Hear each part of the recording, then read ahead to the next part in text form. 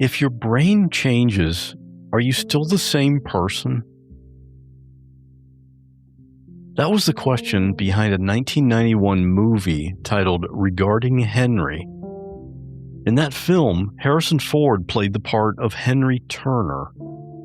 Henry was a wealthy New York City lawyer. He was also narcissistic, uncaring, even a little unethical sometimes. He got what he wanted, and he didn't care who was in the way. One night, he stops into a convenience store and accidentally interrupts an armed robbery. Henry gets shot in the head, but somehow survives, but he has damage to his brain. As he recovers, he slowly emerges as someone very different than who he was before the shooting. He forges new, loving relationships with his wife and his daughter. And of course, they love the new Henry. My guest today is Marcy. She's a wife and a mother. She has first-hand experience with seeing someone change after a traumatic brain injury. It was her husband, Greg. He was not the same person.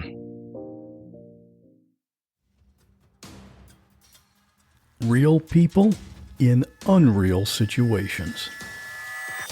The eerie silence when I walked in, and he's just staring at me. I was like, hello, like, are you okay? And then I had to tell him it was me. There was just blood everywhere. They're shouting, they're screaming, they're being hit by bullets, they're hitting the ground. And in that moment, I literally thought, this is how I die. Everything changed then. And I just thought to myself, this isn't happening. Every single story deserves to be heard. I'm Scott Johnson, and this is What Was That Like?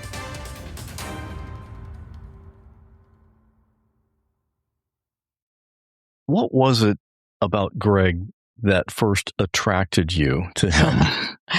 Oh, he was a great-looking guy, for starters, and very athletic. And the night we met, I think he was playing foosball and just crushing it at the foosball table. Back then, people played foosball. And that was very attractive, and just somehow we struck up a conversation, and things kind of went from there. Okay, so a little bit of backstory. When this happened, who was in your family at the time? Obviously, your husband, Greg. So, yeah, my husband, Greg, and my son, who was 5, and my daughter, who was 2.5. And how long had you been married at that point? I've been married for 12 years at that point.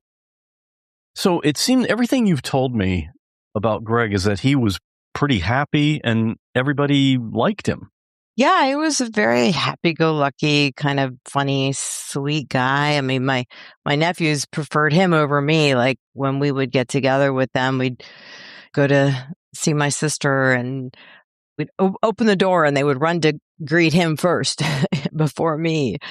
So, yeah, he was a really likable guy. And he was a hard worker. What kind of work did he do? He was a really hard worker. So he had a custom framing company, framing houses. So he framed big custom homes, and a very talented carpenter as well. So he did a good bit of the work himself. He had a crew, but he also did a good bit of the work himself. All right. So let's talk about that day.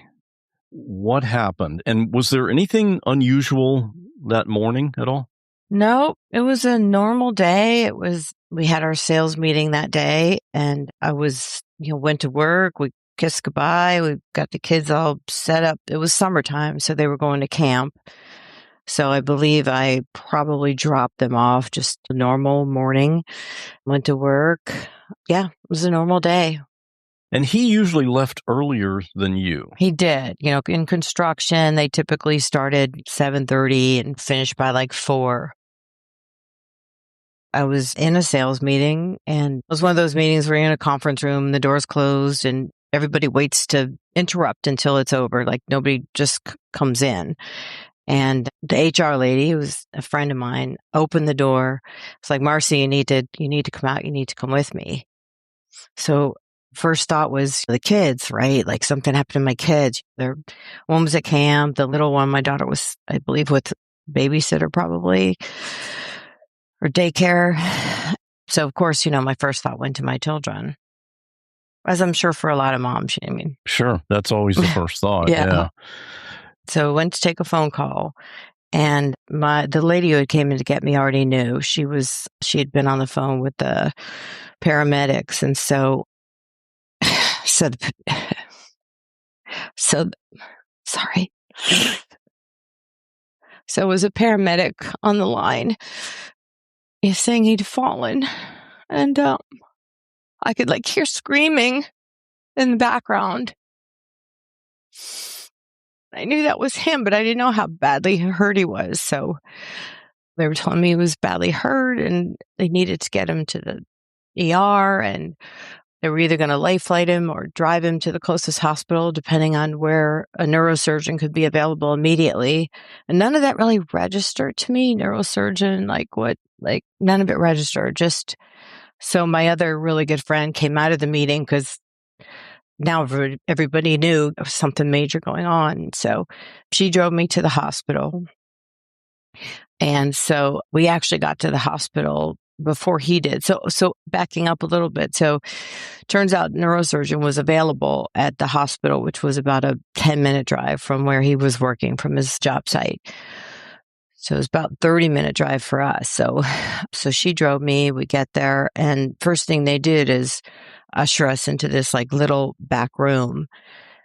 But you got there before the ambulance, right? We actually did. And I found out later, because with a head injury, the type of head injury that he had, he'd fallen and landed on his back, his head, and he was immediately combative. So apparently they were having a hard time getting him stabilized so they could put him on a gurney and get him into the ambulance. Okay, so you're in this waiting room where they brought you. Who else came in? So Greg's best friend came in, who'd been on the job site with him. He couldn't really talk. He had blood on his shorts, and he just really was sitting there. And I was like, what happened? What happened? And he just was like, it's bad. It's bad. He couldn't tell me, and we didn't really know yet how bad, but big guy that was just completely freaked out. So you still really didn't know any details of what had happened? No, didn't have any details yet. So the ambulance did come. We saw it pull up and went running out. And, of course, they ushered us away. Me and my friend that was there with me ushered us away and was like, we need to get him in. We need to get him into surgery, etc.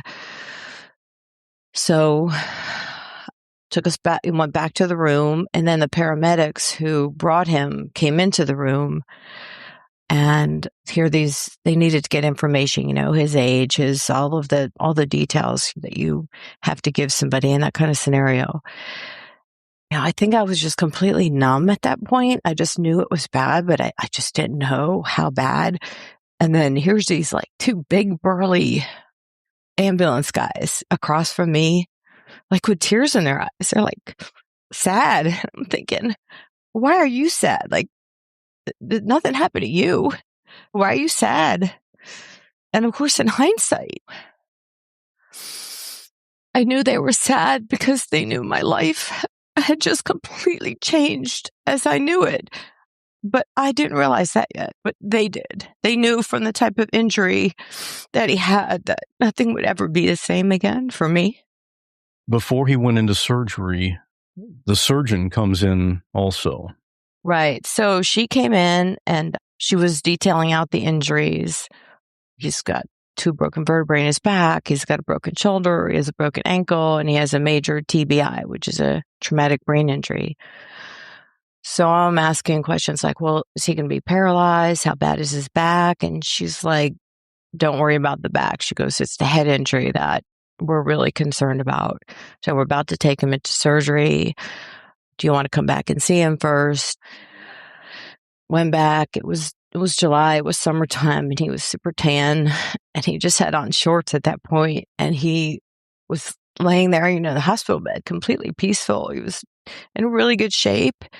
He looked fine, except for he had blood gushing from his ears because of the head injury. Was he conscious at all at that point? No, he was not conscious. Yeah, he was just out completely still. And he looked like his body looked fine. It was just his head. But you couldn't see any injuries to the actual head itself. It was just, like I said, there was blood coming from his ears. That's got to be, for you to see that, that had to just be traumatizing for you as well. Yes. At that point, I was just numb. I was just trying to take it all in, and everything that's happening so fast at that point. You just, they're talking in medical jargon that you don't understand, and they're asking me, who do you want to call? And I couldn't think of anybody to call because I would have called him. And so it's like, I didn't call anybody. So I was there by myself with my friend, and she was like, oh my gosh, she was like, I have to call somebody for you. And she kind of took over. I just was kind of incapable of doing much. It was about 3 or 4 hours. So he was in surgery 3 or 4 hours. And then we were in the ICU waiting room. They said he'd be in the ICU. So then they came out to the ICU waiting room. And by then, a couple more people had come, some friends and people who had heard what had happened. And they said, you can go in and see him, just me. Yeah, it was like shocking. They had ICU rooms are all open to the main nursing station, right? There's no doors and tubes everywhere. His head was shaped. He had a drain coming out of his head. He was on a ventilator. There was a nurse in his room that was stationed in his actual room that I couldn't even barely get into the room. There was so much machinery there. When they do surgery, somebody has a traumatic brain injury, what they're trying to do is relieve the pressure in the brain as much as possible because the brain is going to continue to swell. He cracked his skull and he hit. So when he fell about 30 feet. He fell from a second story. He'd been framing. He was a great framer, like I said, great carpenter. And he just made a mistake and didn't nail something down and fell through a hole where the stairs would have been and fell all the way down to the concrete basement and hit his head. So the brain just has nowhere to go, right? So it gets slammed into the front of the skull. So there really is no successful surgery.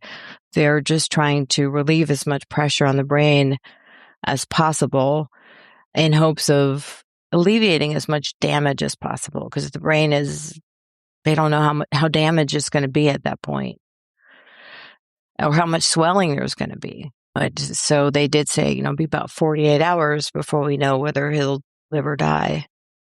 And you're thinking, I'm not going to know anything new for the next 2 days. Yeah, time goes slow. Nowadays, 48 hours is blink of an eye, right? Or prior to that 48 hours was forever. I stayed at the hospital. I think I stayed probably till about 2 a.m. And then they wanted me to go home. Like there was nowhere for me to stay in the room or sleep and it was just fueling my anxiety in a way that was just, I'm sure I was making them crazy too, like asking all the questions about the beeping and the pressures going up so I finally did go home, came back early the next day, and that kind of became the routine. And what about your kids? They were at camp with a good friend of mine. Well, my son was at camp with a good friend of his family. So he went home with them for a couple days. And then I'd had a nanny in the past for the kids, and she came back to the house and stayed with my kids. And she was a godsend. She stayed, I don't know, for the next month or so at the house. Can you talk about your friend who was an ICU nurse who kind of translated stuff for you?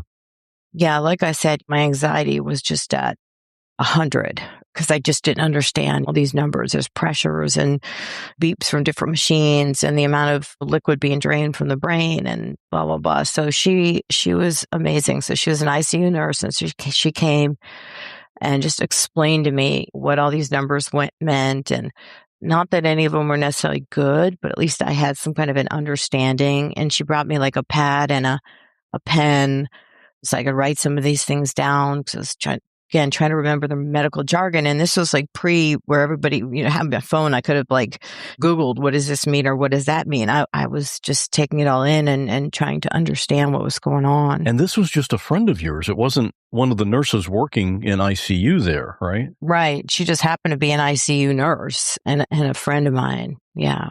That's pretty handy. Yeah. Yeah. No, she was amazing to have around.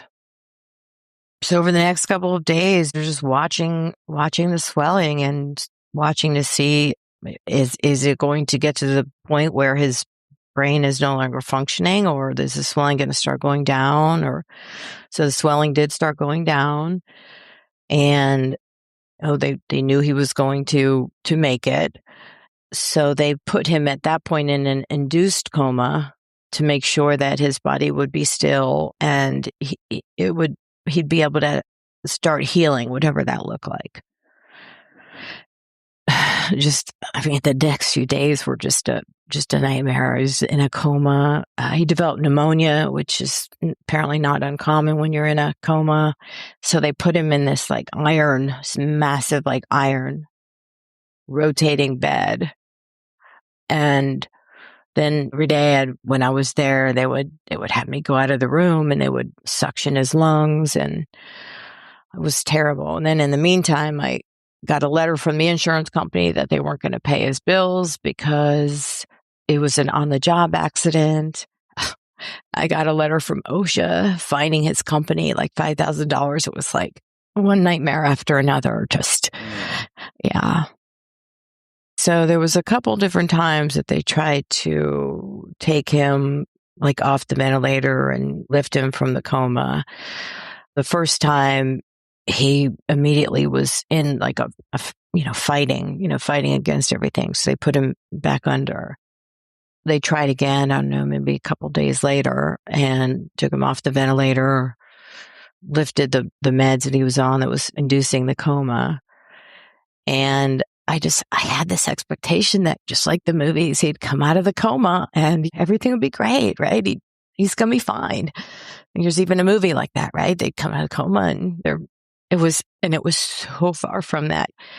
The first time they had him sitting up, I remember I'd gone to take my kids somewhere. I don't remember, but I got to the hospital and they had him sitting in a chair and he was holding onto a blood pressure cuff, picking at some imaginary stuff on that blood pressure cuff. I don't even know how to describe it, but it was horrifying. And I walk in and he didn't even acknowledge me. It's nothing was there. Was he at all aware of what had happened or why he was in the hospital? No. I mean, I guess the one godsend for the person who has the injury is that with a TBI, a traumatic brain injury, to that extent, they don't know. They don't understand what happened. He didn't even know he was in a hospital. So as he started to get a little bit more aware, I say in quotes, because it wasn't aware like you and I would think of aware, situationally aware.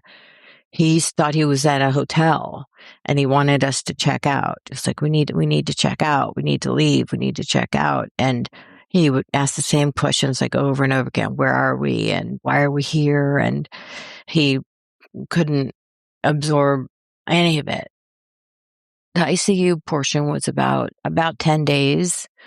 And then they transferred him to an inpatient, rehab type unit.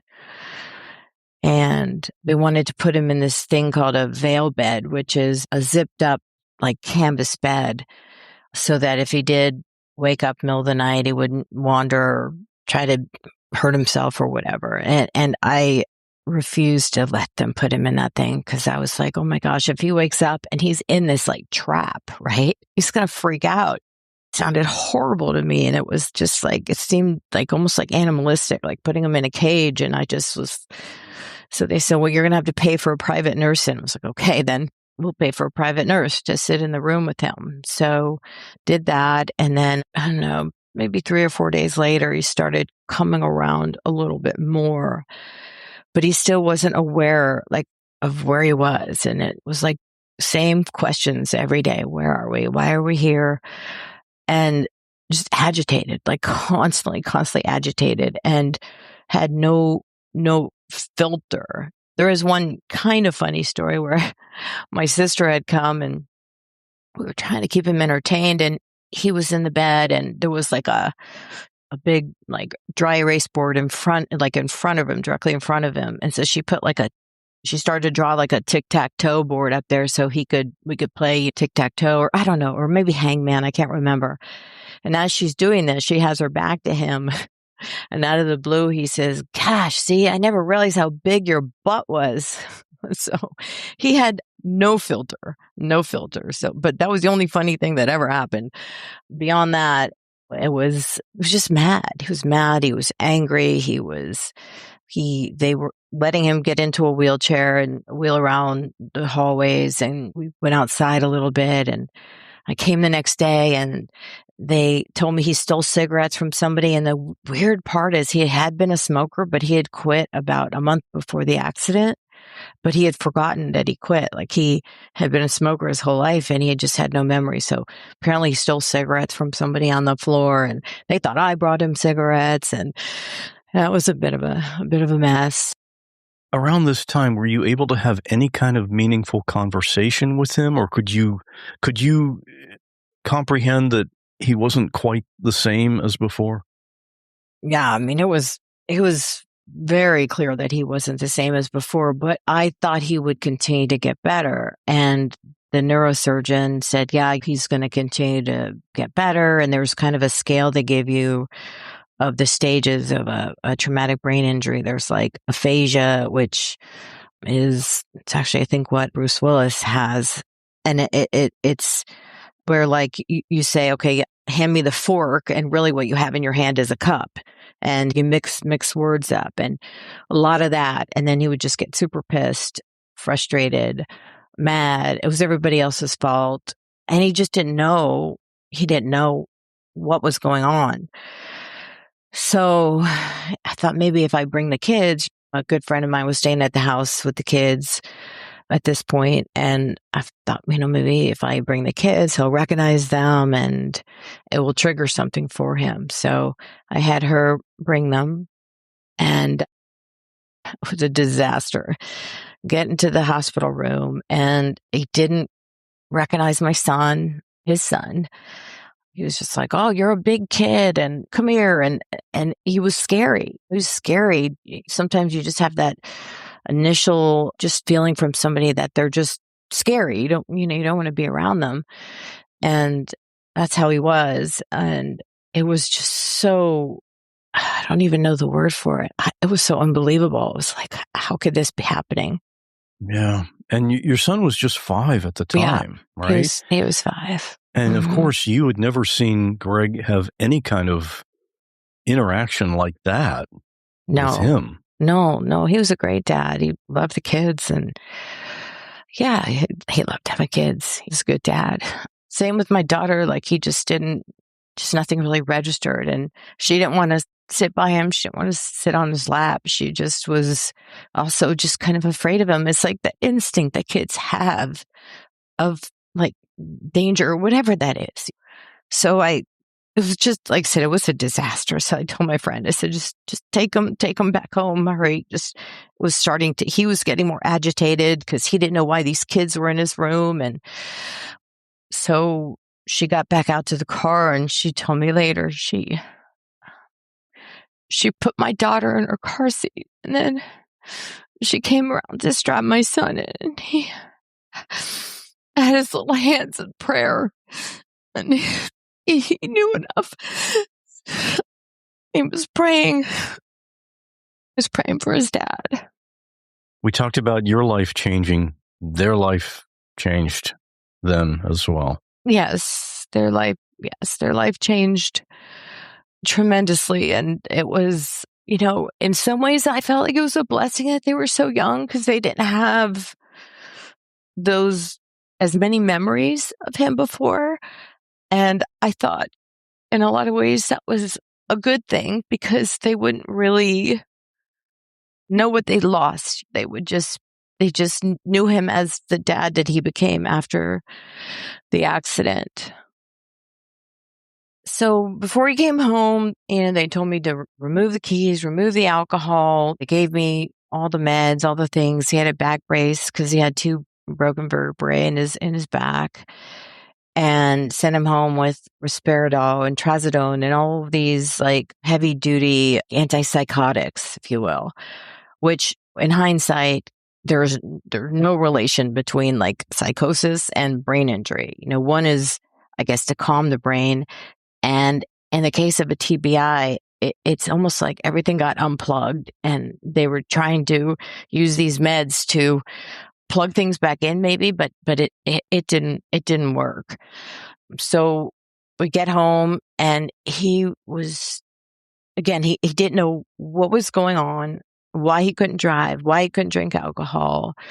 I was angry, agitated. The first night we were in bed and one of his friends had come home with us to help me and spend the night. And he was down in our basement bedroom. And all of a sudden in the middle of the night, Greg wakes up and he's like, I just know you snuck downstairs and you fucked Bob and you were down there in the basement with him. And I mean, it was so scary because obviously nothing like that had happened.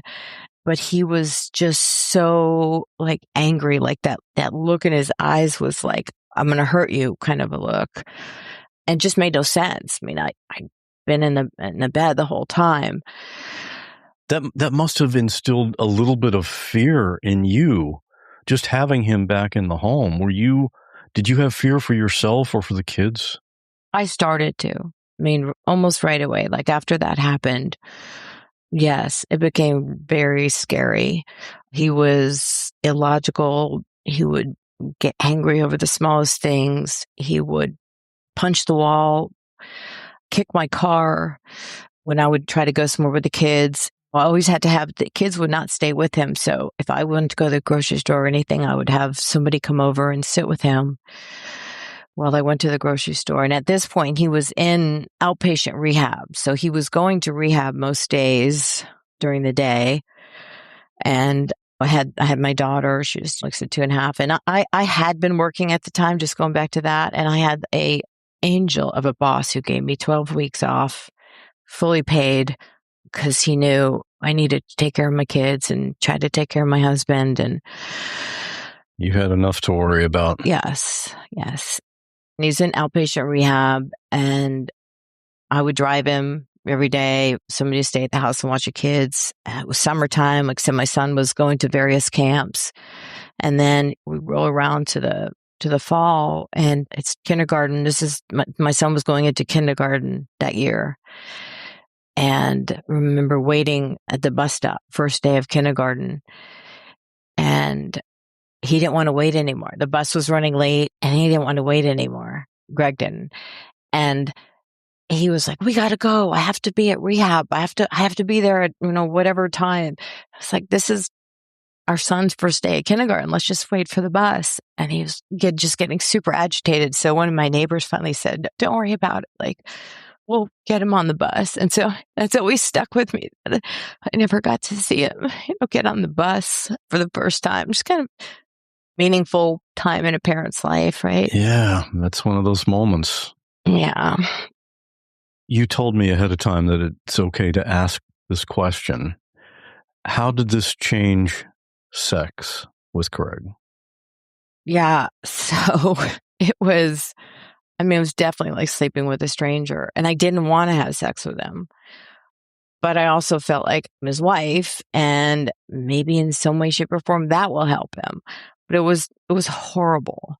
And again, it felt like sleeping with a stranger. It was just bad. It was bad all around. So you knew obviously something semi-permanent had changed.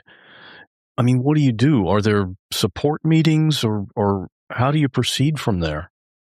Yes, there were brain injury support group meetings at the hospital for people who had a serious TBI.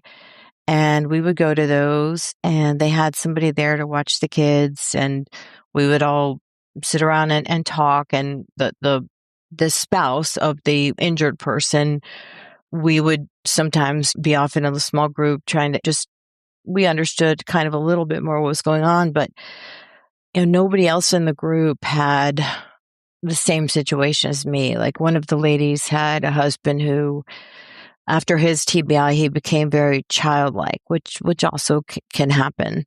So he was like, for her, it was like taking care of another child instead of a husband. But he seemed to understand, like she would tell me, he seemed to understand that something was not quite right, and he didn't know how to do certain things that he would allow her to. Whereas with Greg, he was just angry, angry, like all the time. Like I remember one morning we were on the way to one of the meetings, and he asked me to get him some candy because he wanted some candy, for breakfast. So, sure, some candy. So went in the house and rustled up some candy and brought it out to the car. And he totally lost his shit because he told me he didn't say candy. He had said candy for sure, but he had thought that he had said cereal, like a cereal bar. It was like the ultimate mindfuck constantly because I started questioning myself, like, what did he say? Maybe he did say that, and I didn't understand it, right? I have my kids, and I'm trying to do all these support groups and doctors, and maybe it was me. Maybe he did say something, and I took it the wrong way, or I didn't understand what he said. And there was a lot of those situations where he was just completely illogical. Like there was one night where I think we'd bathed the kids. I'd bathed the kids, and I had sent them to go downstairs. I was cleaning up the bathroom. He was downstairs, and I was just hurrying up, trying to get down there as quickly as I could so I wouldn't be with him for very long alone. And so my daughter asked him if she could have Tootsie Rolls for a snack before bedtime. And I remember this like yesterday. And so he yells up to me upstairs. I'm coming down. He says, can she have Tootsie Rolls for a snack before bedtime?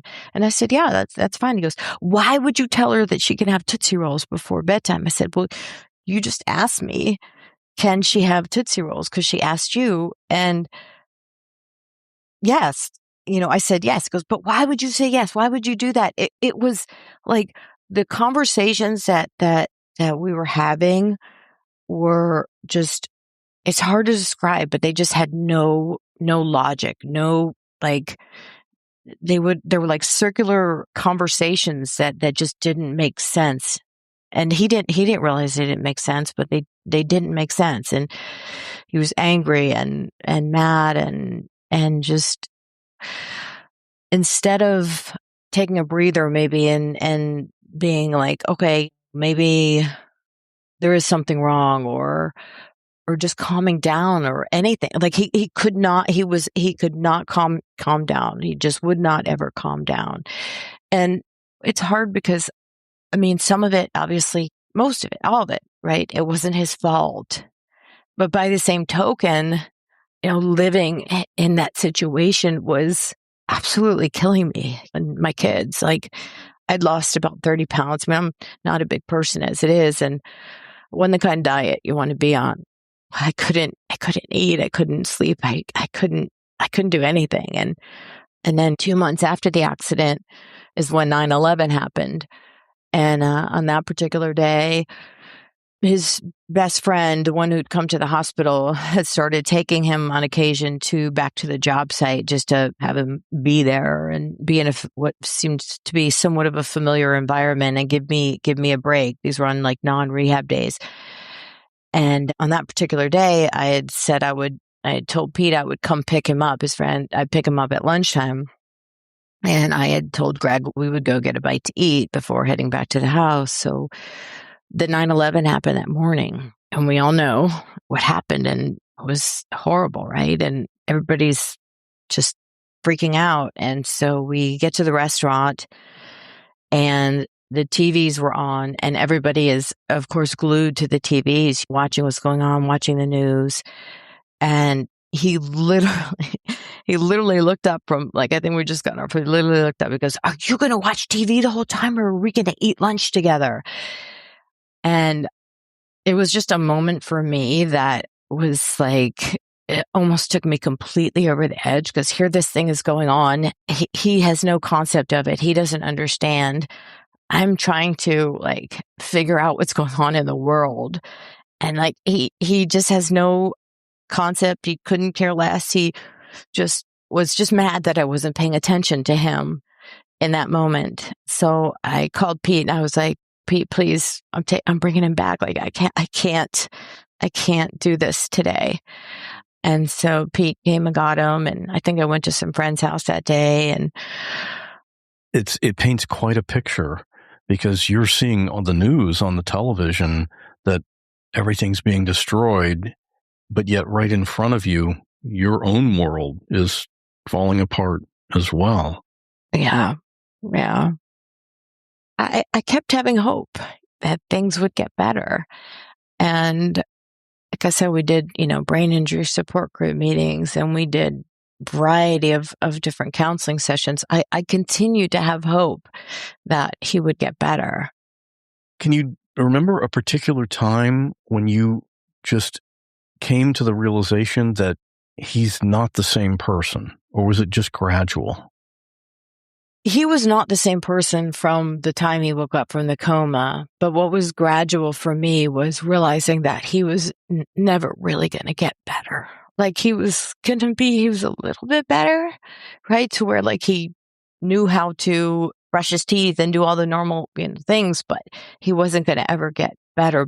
And that's kind of what happened gradually. And we went to several different types of counselors. I found one counselor who was like specialized he was a marriage counselor, but he specialized in like trauma therapy. And we go to our first session and he said, all the ground rules in marriage counseling is not going to talk to either one of you. I'm not on your side. I'm not on her side, blah, blah, blah. And so we start the conversation and it was things like, it was like, well, she moved my cup last night when we were at dinner from the right side to the left side. And that's bullshit. That's some fucked up shit. And the counselor's like, Marcy, is there, can you give me a little bit from your side? Because again, he's not calling Greg out. He's not doing any of that. And I said, this is kind of our life. There's no logic to the things that he gets mad about and overreacts to. And so he says to Greg, is there a different way? Maybe you could have said that. Like, I don't like you moving my cup and Greg launches into, no, that's just bullshit. She shouldn't be doing that. And it's so fucked up. And he says, the counselor said, Greg, can you step outside for a minute? I want to talk to Marcy by herself. So my husband stepped out. And he said to me, he said, I am so sorry, but I can't help you. This is not that. Like, I can't help you. So at that point, it was just getting closer to being at my wit's end and just being like, I don't know how much longer I can do this. And if it wasn't for my kids, I'd be like, I'm like done. Like, I'm just like out. Like, and so then the final straw was we started going to see our pastor. We were pretty involved in church at the time, and he was comfortable with the pastor. And so I went to see the pastor, and the pastor was a wonderful man. And the first session, he was just very kind and very understanding. And we didn't really get anywhere, but he was just very empathetic. We got home, and that evening, I said to Greg, I said, when do you want to make the next appointment? Because he was back going to work some days. And so I was trying to ask him schedule-wise, when would you like to go? And he said, I want to go on the next rain day. So I don't know when it's going to rain, Greg. Can we just decide on a day? Nope. I want to go when the next time it rains. I mean, it was like definitive and cruel and like, did he know that was like a really fucked up thing to say or not? Like there were times when I couldn't tell whether he was cruel because he was cruel or he was intentionally being more difficult. But that was like the last straw for me. And I knew I had to save myself. And at this point, my friends were all saying, this is not good. Like, this is not getting better. They could see the toll it was having on you. Yes. Maybe more than you could. Yes, I think so. And I would be like, no, he's getting better. Come over and talk to him and you'll see. And they would come over and they would talk to him. They'd be like, not sure what you're seeing, but it's not getting better.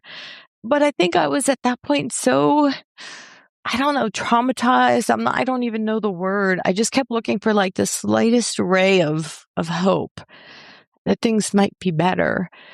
And it just wasn't. And like I said, the kids were scared of him and he was mean to the kids. And that is one thing that I don't know that I handled as well as I could have, but like we did finally get divorced. And then it was difficult. It was really difficult with the kids and he wanted some custody, but it was like he only wanted it to be vengeful because he knew I didn't want to give him any custody. When I was around the kids and we talked about him, like I never said anything bad, but I never said anything good. Like I never told them at any point in time when they were growing up, like that he was a great guy and he was sweet and kind and all those things, because I always thought that if I told them those things, it would feel like more of a loss to them. Whereas if they just knew him as this person who wasn't good to be around and wasn't nice to be around, then unfortunately they just had this dad who was just not a nice person. And yes, he'd had this accident, but you can only be empathetic for so long when somebody is constantly being cruel. And eventually you just, it breaks you. Yeah, you didn't want them to feel the same loss that you were feeling. Right. Yes. I thought I was protecting them. And sometimes I think in hindsight, maybe I should have talked more about the good stuff too. It's easy to think about things in hindsight, but you've got to give yourself some grace. You were thrust into a position through no fault of your own or Greg's, and you have no idea how to handle this. All you can do is the best that you can do to protect yourself and your kids. Yes. Yes. Thank you for saying that. It was, I appreciate you saying that, because it was so hard to get people to understand what I was going through and why I would leave, why I would get a divorce, because people looked at it in a nutshell. Okay, he fell, he had this accident, he had this brain injury, and then you left, right? And I wrestled with that so much for so long because nobody understood like what I was really going through and living with. And that part was also hard for many, many years. That's got to be, yes, and incredibly difficult to be judged by people who don't really know what's going on. Yeah. Yes. That was definitely difficult, but I was also in the middle of trying to raise my kids and work. I didn't get any child support from him. He went back to work a little bit, but not to any meaningful extent. And I was just trying to get by. How did you have that conversation with him to tell him that you want a divorce? I remember broaching the conversation and he was like, no way, right? He thought everything was fine. I mean, he just didn't have any concept of how cruel he was or that the kids were scared of him. He just didn't have a realistic picture of what was going on. And I think I eventually enlisted his family, and I asked them to please just tell him to come home for a little bit. Let me get me and my kids out of there. He just wasn't going to leave. He didn't understand really what was exactly going on and why I would want a divorce. And how did the kids feel about that? I think divorce is hard no matter what age kids are, what the situation is, because it's just a change. It's a big change. They were fine, though. They were better. because they weren't around him anymore. But he had some custody. He had like once a week and every other weekend, which, as I said, was more like something to do bad to me more than he wanted the kids. They had to go over there and be at his house on one night a week and every other weekend. And that was also tough on them because he wasn't nice. He, like, shortly after we got divorced, he told them to call me Moho, like literally. And they were little, so they'd like come home and we'd be eating dinner and they'd go like, Dad says we need to start calling you Moho, right? What does that mean? Like your mom, the hoe, like literally, like, I mean, they were too young to really understand. And so I knew they didn't really get what was going on and that it would all just kind of play out like it would play out. And I was as supportive to my kids as I possibly could be. And I never said anything negative about Greg. Like I said, I didn't say anything positive, but I never said anything negative. And over time, he became more and more cruel to them. They became more of the punching bag. And another thing I felt guilty about, right, is I had escaped it, but they couldn't really escape it. Yeah, but you tried to help them escape it. I did. The courts just didn't agree, apparently. Exactly. Yes. I mean, he could be functional enough to kind of like fake his way out of in a conversation. And the crazy part is, like, if you didn't know him before, you wouldn't know what kind of person he was. So if he's talking to whatever, a judge or an attorney, they just think he's kind of a short-tempered guy, just not very easygoing, but not unless they were in a scenario where they frustrated him or pissed him off, they're not going to see what's really going on. This all happened about 25 years ago. Yeah. What's happened with Greg since then? Unfortunately, my kids haven't seen him in about 15 years. He was just so difficult to be around and so mean and hateful about me. They just chose to quit associating with him as soon as they were able to. And he continued to work with his friend doing construction type work. And from what I understand, that's still what he's doing. I'm in touch a little bit with my ex-sister-in-law. He remarried and was remarried for a few years while my kids were really young, which was a good thing. She was a lovely woman, but she'd actually come from a domestic abuse situation. So I think that volatility wasn't as, I don't know, maybe being with Greg felt familiar to her for some reason, but they ended up getting divorced as well. I don't know, after about 5 years of marriage. And yeah, he's out there somewhere, but I have completely lost touch. And like I said, so have my kids. What's one of your favorite memories with Greg from before the accident? Oh, I think my favorite memory is we were sitting down to dinner. We used to always sit down as a family to dinner. Of course, again, the kids were really little. And one particular night, Greg got some like food on his face. And I said, hey, you have like some food on your face. Do you like kind of point? And he goes, oh yeah, I'm saving that for later. Just kind of being funny. And then a couple days go by and we're sitting at dinner again. And my son had something on his face. So I said, hey buddy, you got like something on his face? He goes, I know, Mom, I'm saving it for later. So just, and of course he laughed, Greg laughed his ass off at that, it was funny and cute and all the things. He was a good dad.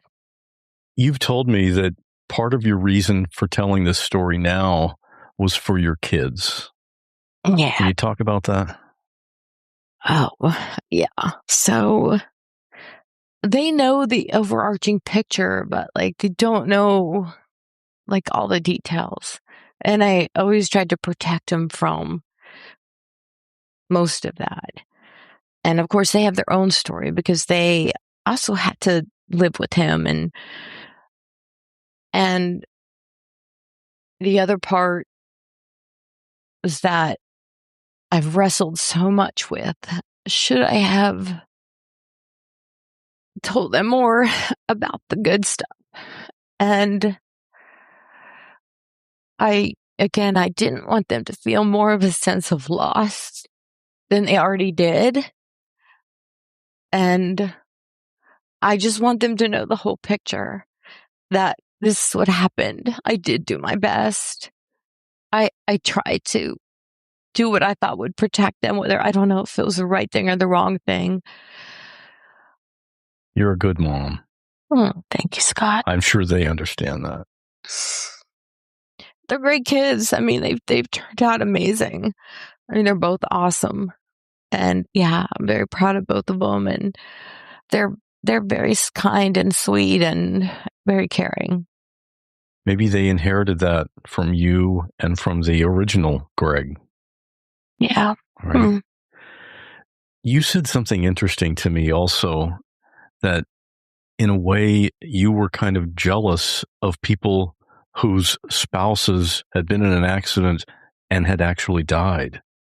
Yeah, that was a tough one. That's a tough one for most people to understand. But yeah, so when somebody has a spouse die suddenly, just like this accident happened suddenly, they immediately mourn that person, and they have these great memories of that person. And it seems like the norm that people just remember the good things when somebody dies that suddenly, especially in a marriage. They just remember the good stuff.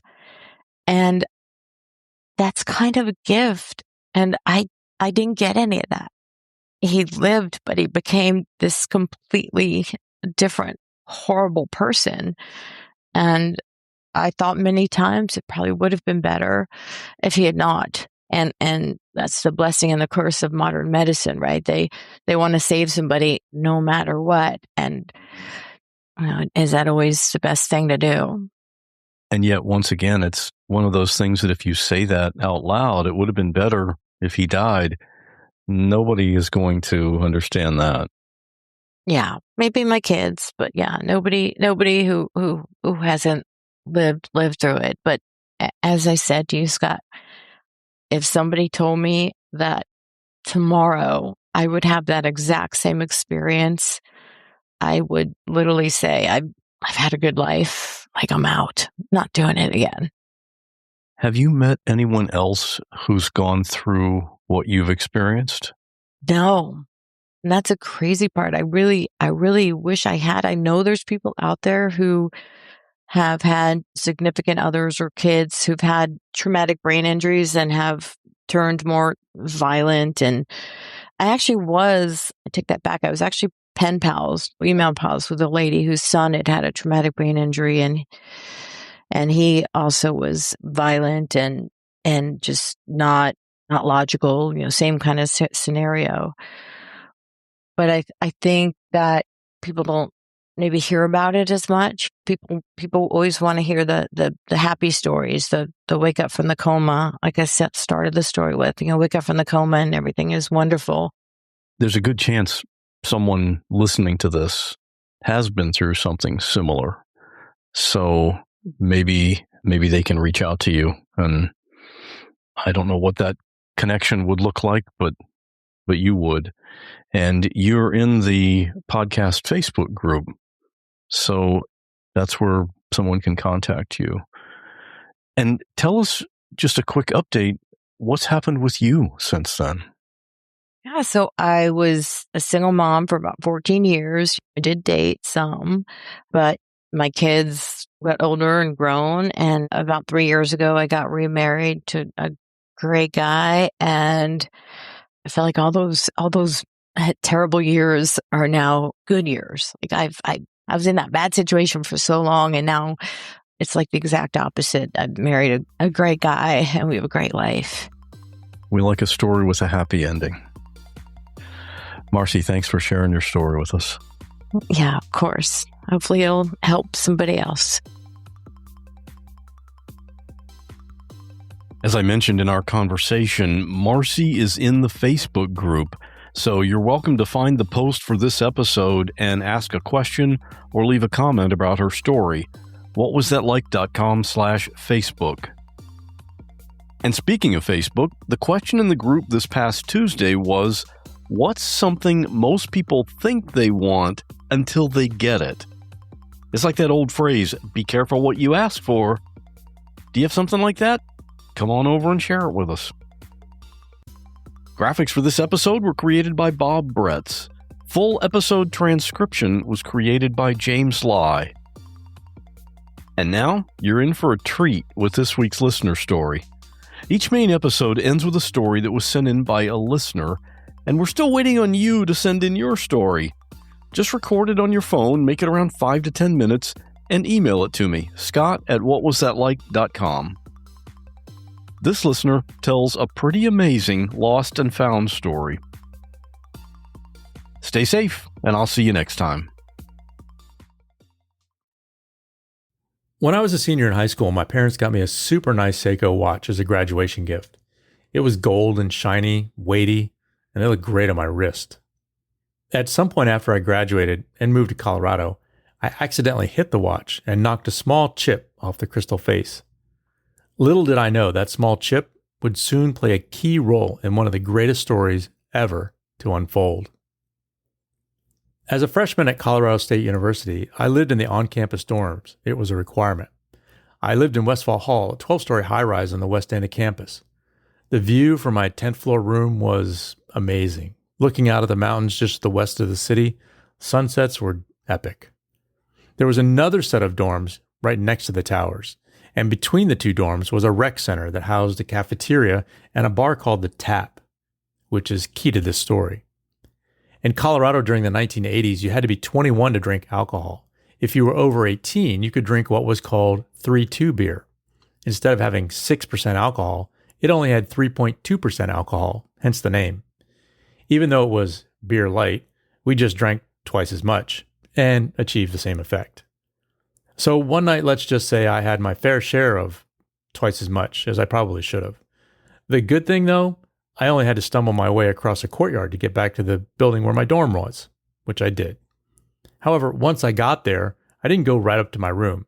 Instead, I decided to go to the basement where there was a game room with all sorts of video games. There was no one else in the room. It was dark and quiet when I walked in, with the exception of the occasional bleep or bloop of a video game. I flipped on the lights, walked over to a game where you had to stand to play.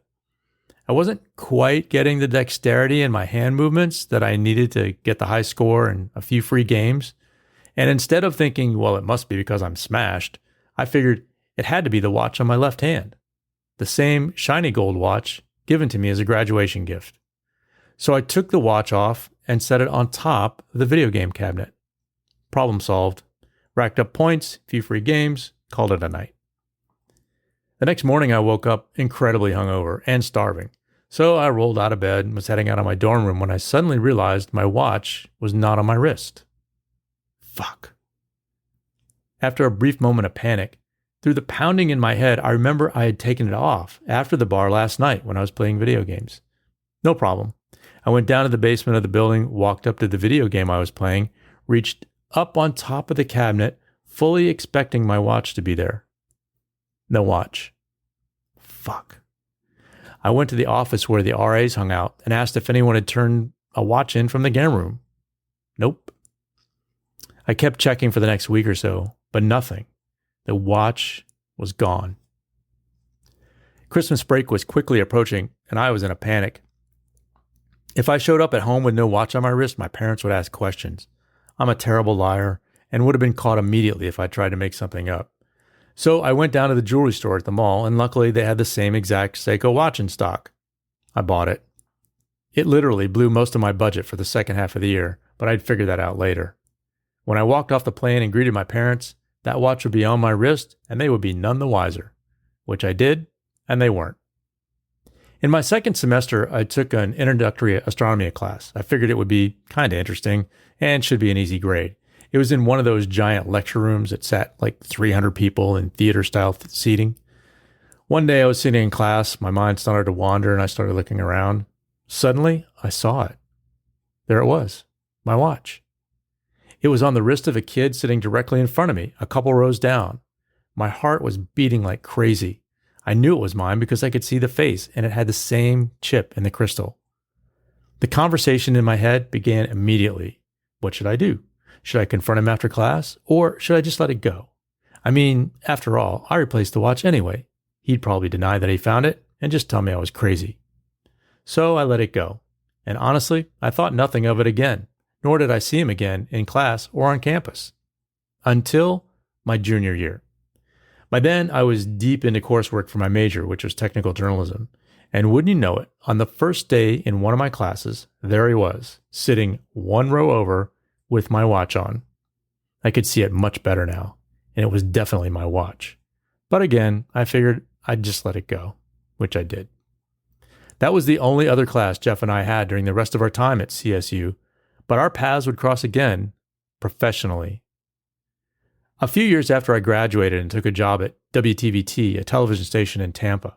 I'd been working there for about a year or so as a newscast producer when one of the managers came up to me one day. They said, "Hey, we just hired someone to work on the assignment desk who went to your college." I said, "No kidding. What's their name?" Sure as shit, it was Jeff, the guy who had my watch. So fast forward a few months, Jeff shows up and is working the assignment desk one evening. It was quiet. I was busy putting a show together, and Jeff came walking by. He stopped, stood next to me, and said, "Hey, I'm going to the break room. Would you like me to get you anything?" Staring intently at my computer, I said, "No, thanks." Then Jeff said it, and it stunned me. Noticing the watch on my left hand, he said, "Hey, I have a watch just like that." It was like the world and time slowed. At that moment, what I had known all along was right in my face and standing next to me. This time, I was not going to let the opportunity go by. I stopped what I was doing, I turned, I faced him and smiled and said, "I know you do, Jeff, and I know exactly where you got it." The utter shock that came over his face was priceless. "You found it on top of a video game in the basement of Westfall Hall." There was silence. Then he said, "How do you know that?" I looked at him dead in the eye and said, "Because it's my watch." I proceeded to tell him the story of how it ended up on top of the video game and how I'd seen him wearing it in class, but decided not to make a big deal about it because I had bought a replacement. Again, he was speechless. He explained that he had asked the RAs at the desk if anyone had reported losing a watch, and they said no, so he kept it. He told me how it had traveled with him around the world after he left school and into the beginning of his professional life. We both had a good laugh about it. I told him no hard feelings, but it did make for a great story. A couple of weeks later, we wound up working together again one night. He walked up to me and said, "Here, this is yours." In his hand, my watch. He said after hearing my story, he felt so guilty that he had to give it back to me. While this story took literally years to come to an end, it reminded me of one thing. People are inherently good. To this day, I still have both watches, and along with them, the greatest lost and found story ever.